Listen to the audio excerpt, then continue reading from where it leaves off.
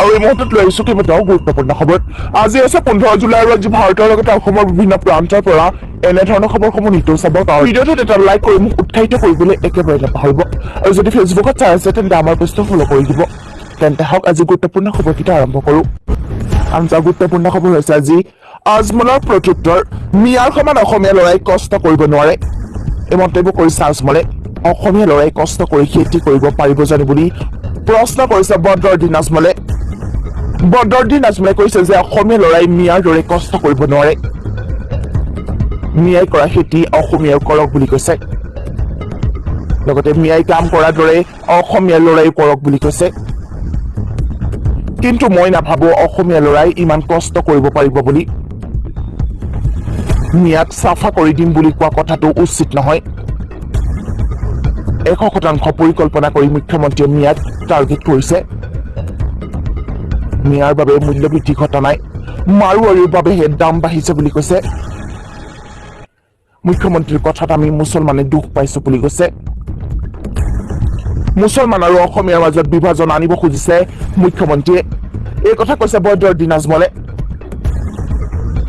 মৰামৰি কটাকটি ঘটোৱাৰ চেষ্টা চলাইছে মুখ্যমন্ত্ৰীয়ে। কাইলৈ অসমত এনে ঘটনা সংঘটিত হলে মুখ্যমন্ত্ৰী দায়ী হব বুলি কৈছে। অসম আৰু মিয়া মিলিহে অসমীয়া হয় বুলি কৈছে। মই মুছলমান আৰু অসমীয়াৰ মাজত ভাতৃত্ববোধ কৰাৰ চেষ্টা কৰিছো। মুখ্যমন্ত্ৰী হিমন্ত বিশ্ব শৰ্মাই উজনিৰ পৰা ল'ৰা ওলাই আহিলে মিয়া চাফা কৰি দিম বুলি কৈছিল। ইয়াৰ উত্তৰত অসমীয়া ল'ৰাই কষ্ট কৰিব নোৱাৰে বুলি কৈছে বদৰুদ্দিন আজমলে। হিমন্ত বিশ্ব শৰ্মাক উভতি ধৰিলে এবাৰ আমছুৱে। মুখ্যমন্ত্ৰীক প্ৰত্যাহ্বান জনাবলৈ চৰৰ লাখ লাখ মুছলমানক ওলাই আহিবলৈ আহ্বান আমছুৰ। মুখ্যমন্ত্ৰীয়ে যিমানেই গালি পাৰিব চৰ অঞ্চলৰ লোকসকল সিমানেই উজ্বলি উঠিব বুলি কৈছে। হিমন্ত বিশ্ব শৰ্মাক উভতি ধৰিলে আমছুৱে। মুছলমানক দবাই ৰাখি ৰাজনীতি নকৰিবলৈ আহ্বান। মুখ্যমন্ত্ৰীক প্ৰত্যাহ্বান জনাবলৈ চৰৰ লাখ লাখ মুছলমানক ওলাই আহিবলৈ ক'লে আমছুৱে। ইয়াৰ লগতে মুখ্যমন্ত্ৰীয়ে যিমানেই গালি পাৰিব সিমানেই মুছলমান আগুৱাই যাব বুলি কৈছে। লগতে পেটত গামোচা মাৰি হলেও সন্তানক ডাক্তৰ ইঞ্জিনিয়াৰ কৰি মুখ্যমন্ত্ৰীক উত্তৰ দিয়ক। মুছলমানক তাচ্ছিল্য কৰা লোকসকলক কলমেৰে জবাব দিয়ক।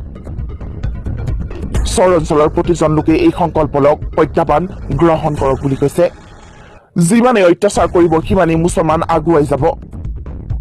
মুছলমানসকলক দুৰ্বল নহবলৈ ক'লে আমছুৱে। হাজাৰ হাজাৰ মুছলমান লোকক আগত লৈ হুংকাৰ আমছুৰ সভাপতি ৰেজাউল কৰিমৰ। কি হৈছে অসম আৰক্ষীত? ইজনৰ পিছত সিজন আৰক্ষীৰ কুকাণ্ডই জোকাৰিছে এতিয়া ৰাজ্য। বাথৰুমত উঠা ফটো বিচাৰি নিলম্বিত আৰক্ষী বিষয়া লোহিত ৰাজবংশী। যুৱতীক অশ্লীল মেছেজ দি আৰক্ষী বিষয়া লোহিত ৰাজবংশীক নিলম্বন কৰা হৈছে। এগৰাকী কলেজীয়া ছাত্ৰীৰ পৰা গা ধোৱা ফটো বিচাৰিছিল আৰক্ষী বিষয়াগৰাকীয়ে। লগতে ৰাজপথত যুৱতীগৰাকীয়ে কাণতলীয়া চৰ সোধালে আৰক্ষী পৰিদৰ্শকগৰাকীক। ৰাস্তাতে আঁঠুকাঢ়ি ক্ষমা বিচাৰিলে আৰক্ষী পৰিদৰ্শক লোহিত ৰাজবংশীয়ে। আৰু সংবাদ মাধ্যমত এই দৃশ্য প্ৰচাৰ হোৱাৰ পিছতে ব্যৱস্থা ললে জিপি সিঙে।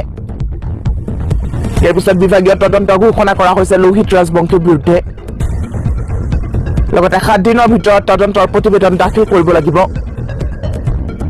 কঠোৰৰ পৰা কঠোৰতম পদক্ষেপ গ্ৰহণৰ প্ৰতিশ্ৰুতি জিপি সিঙৰ।